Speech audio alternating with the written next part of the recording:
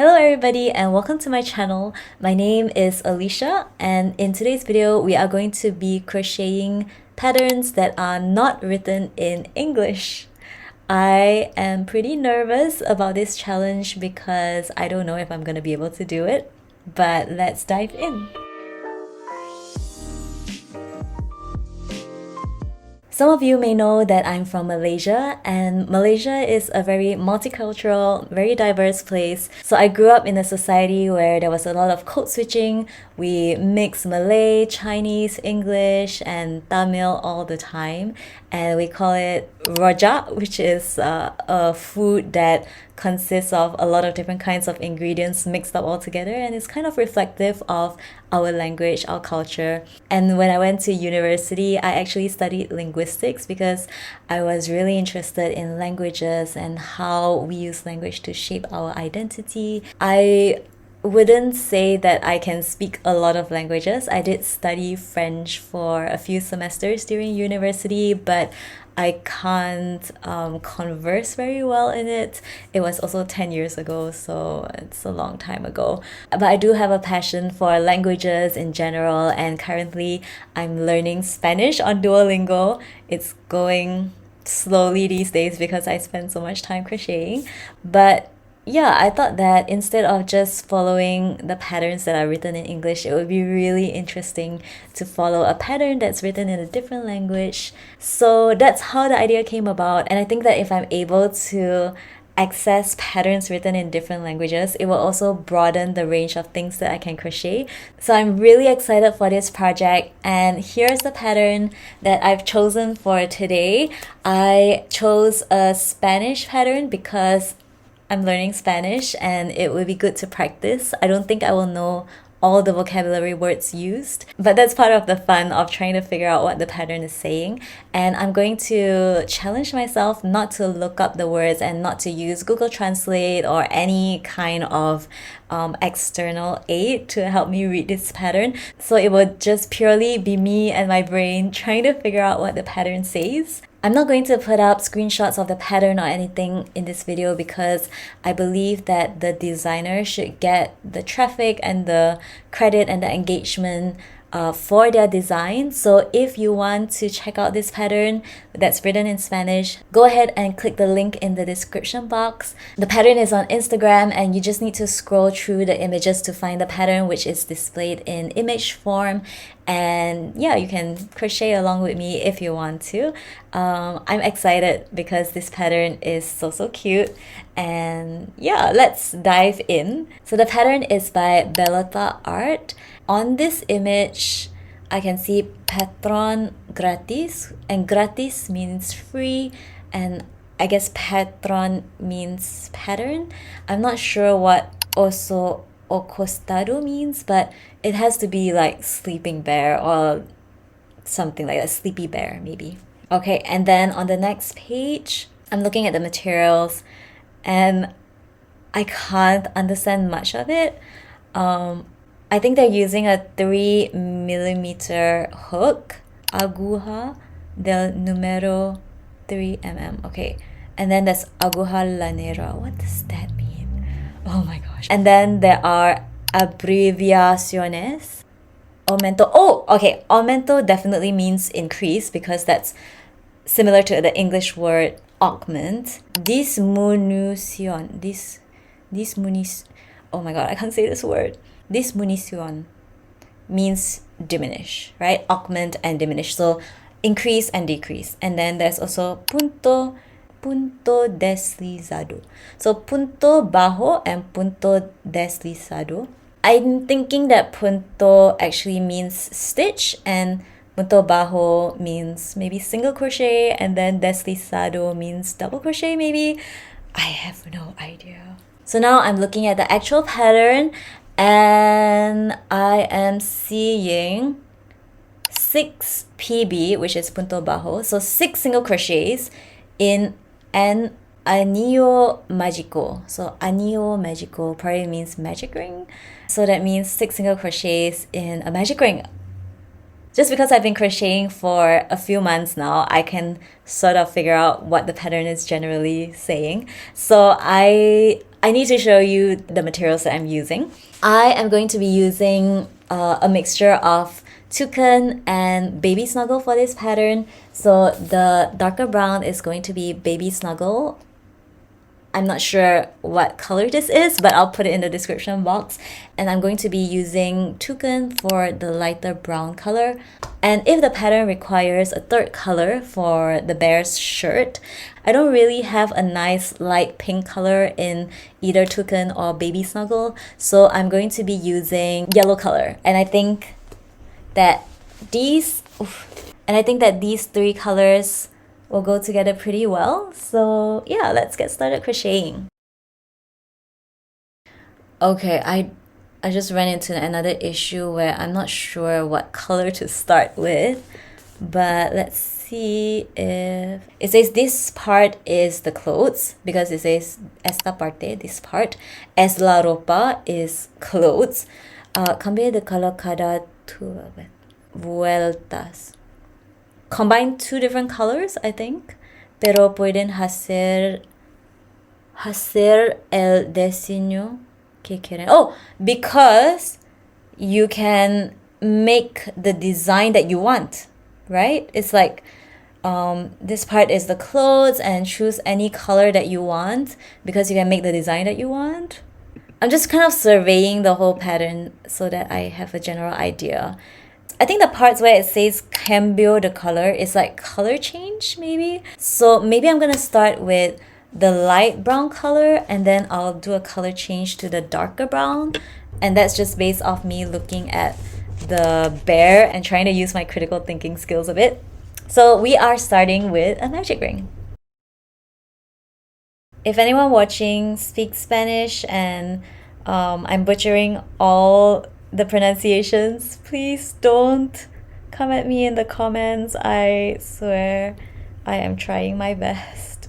I think it's only been 5 months since I started learning Spanish, and I mean, Duolingo is great, but it doesn't give me a lot of conversational practice, and I haven't been very diligent about it recently, so my growth in terms of Spanish has definitely slowed down. The other languages that I can speak somewhat fluently besides English are Malay, which is the national language in Malaysia, as well as Chinese.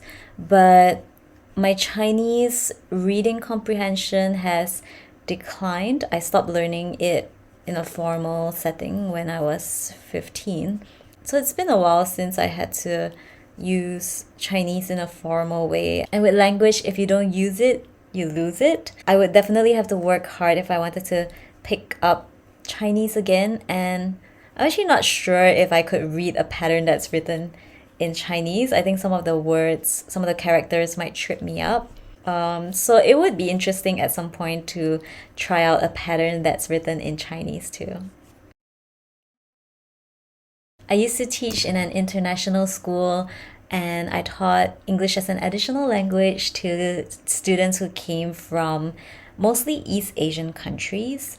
And they came to Malaysia, came to our international school, and a lot of them were learning English from scratch. They might be completely fluent in their native language, but they had very basic knowledge of English, and it was my job to get them up to speed so that they could catch up with their same age peers. And it was really challenging for them, but I am amazed at the speed with which children can pick up language. It's just amazing to watch them soak up everything and learn the vocabulary words and just like start to navigate in an English speaking environment. And I did try to learn Japanese and Korean to interact with my students, but it was really challenging. I mean, Chinese, Korean, and Japanese have some similarities, but it's really tough to read the characters, which are really different, and to associate the characters with the sounds that they make. So even though I have a foundation of Chinese, it was still challenging for me. I feel like the East Asian languages are some of the most difficult languages to learn.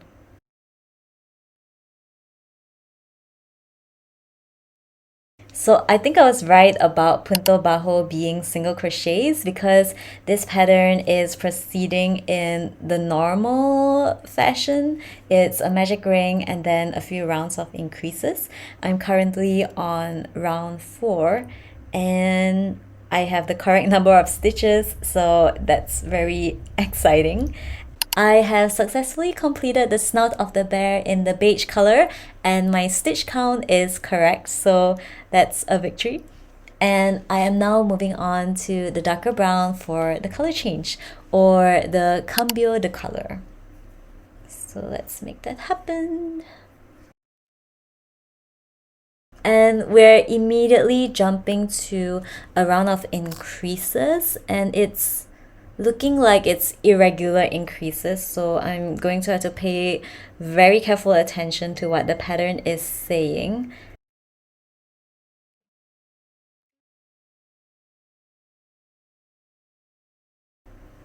When I got to university and I got the opportunity to learn French, I was so excited because I don't know why, but I just really, really wanted to learn French. So I ended up taking French for 3 semesters, and I would say that at the time I did fairly all right in terms of like reading, writing, speaking, and comprehending French. But after years of not using it, I've lost a lot of the vocabulary that I built up back then. And last year, my husband and I were in France. It was my first time ever, and it had been a dream to go to Paris. But when I got there, I was just so nervous to speak French because I had been learning it in like a very controlled environment. And when you're interacting with people, they just speak at their normal rate, and it was so challenging to even just order a croissant. So yeah, it was pretty nerve-wracking, but I'm still really, really happy that we actually got to go to Paris. It was the fulfillment of a lifelong dream for me, and I do hope to go back to other parts of France if ever the opportunity comes up. But yeah, it was just really interesting. And I think the Romance languages are just so interesting because there are so many cognates in the English language. So even if you haven't studied or learned the language, it's not entirely impossible to figure out what is being said. And I think that's part of the reason why I chose a Spanish pattern to start with. I thought that it would be less intimidating than starting off with something with a different script. So I'm kind of taking the easy way here, kind of just easing myself into this crochet challenge. But at some point, I do hope to do the challenge in other languages. Like it would be great to do a pattern that's written in Russian or follow a pattern written in Chinese and Korean. I am so excited for all of those videos that I plan to make in the future.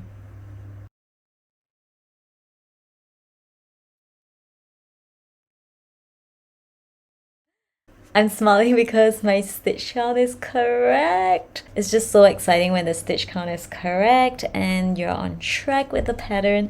So it just makes me smile. It's just one of those little joys. So the next 5 rounds of this pattern are going to be single crochets all around, and we love that. My brain is going to be able to take a rest, and I can tell you about my current job. So I now work in a library, and I feel so blessed to be where I am. My job involves me receiving and processing a large number of books on a daily basis. And the interesting thing related to language is that we receive books from all over the world, and it's my job to make sure that the books go to the right places and are processed by the right people. So every day is different, and one day I might receive books that are from a German supplier. One day it might be books in Russian, it could be books in Hebrew, Arabic, and we also have like Chinese, Korean, Japanese books. And learning Spanish has helped me to distinguish between the Italian and Spanish books, so it's been really helpful from a professional standpoint as well. And it's just really, really cool every day to see books of so many different languages come through to the library. And along with that, we need members of staff who are able to catalog and classify the books that are in so many different languages. So I feel like this is the most diverse place that I've ever worked in. It's so international. I have colleagues who are British, but also a colleague who's from Hungary, Greece, Iran, Japan, China. There's one colleague who speaks or reads like 11 different languages, and it's just astounding to me how many polyglots we have in our midst. I'm just floored every day by the diversity in the team, and I just think it's incredible that there's such an amazing, talented team of people working in this library, and I'm just so blessed, and I feel so grateful every day to be able to work where I work. Here's what it's looking like so far. I think this bear might turn out larger than I'm expecting because I'm using chenille yarn, but I'm really excited to see how it turns out.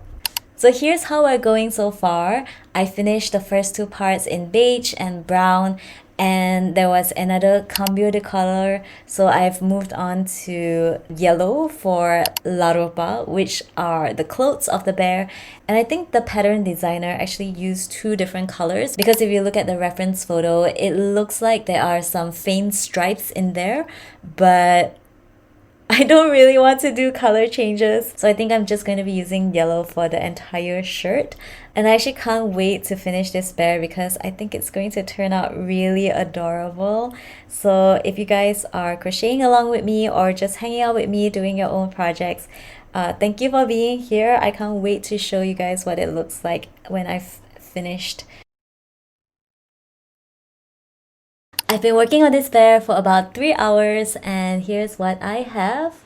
I have the body of the bear and it's stuffed, the ends are woven in. I was initially quite nervous about doing this, about reading a pattern in a different language than I'm used to, but it's turned out okay so far. It hasn't been as difficult as I thought it would be.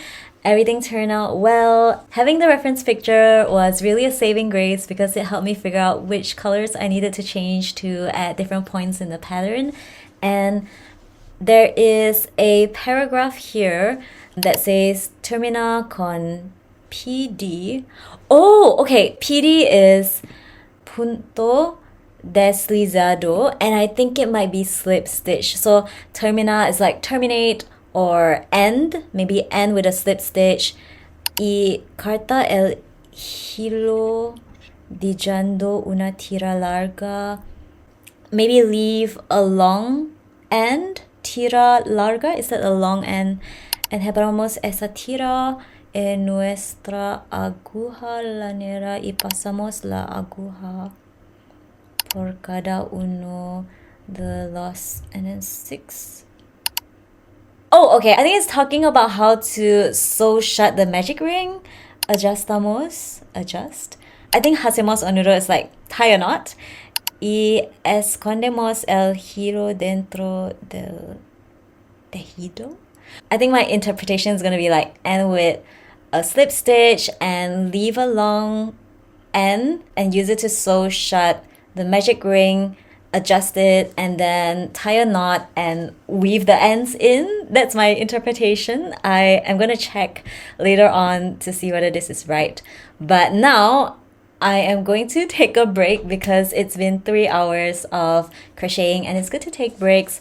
And it's a beautiful day in Oxford. Spring is coming. Some days are still a little cold, but I think in the past 2 days, the weather has just been getting warmer and warmer. So my husband and I are going to be checking out some Oxford colleges. We have dinner plans with a friend, And then I'm going to come back and maybe tonight, maybe tomorrow, I'm going to work on the limbs for the bear and hopefully finish off this pattern within the next couple of days. And then I'll be able to kind of give my conclusions on how I found this process of reading a Spanish pattern. Yeah, so I'm gonna go. I will continue this video in a bit and stick around to see how this bear turns out. It is now nighttime and I'm back from a very satisfying and filling Malaysian food dinner. So I'm feeling very happy at the moment. So I'm ready to continue my crocheting and I'm actually really excited to finish this bear. We're now moving on to the limbs and I'm looking at 2 pages, one of which says patas delanteras and the other one says patas traseras.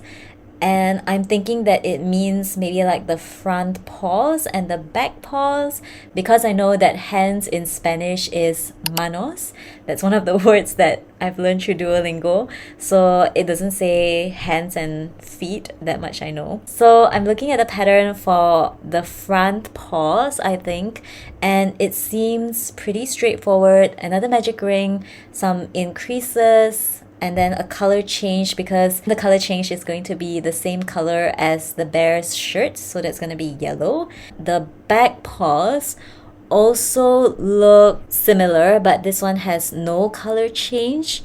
It'll just be a magic ring and then the increases and then some decreases. So it looks pretty straightforward. And then for the sewing, I think I can look at the reference photo to know where the placement of the limbs go. And yeah, I'm going to start crocheting the limbs. A little update. I am done with the 2 arms. These 2 arms are going to join to the shirt of the bear. So let's put those there. And I also finished the legs. So those are going to be at the back here. I made some slight modifications to everything just to make the bear a little shorter. So I took out some repeat rows from the body and I also took out some repeat rows from the arms and legs. And now I'm going to move on to the last slide for this pattern. And the first word that I'm seeing here is orejas. And from Duolingo, I know that orejas means the ears. So the pattern is fairly simple. It's magic ring, some increases and then some decreases, and I'm gonna make 2 of those. And then cola here I think means the tail. So let's go finish those parts and then I can sew everything onto the bear and present him to you guys. It is now way too deep in the night and I am not going to disclose what time it is now. I'm still fairly awake and very energetic and I can't wait to show all of you this little sleepy bear. Have a look.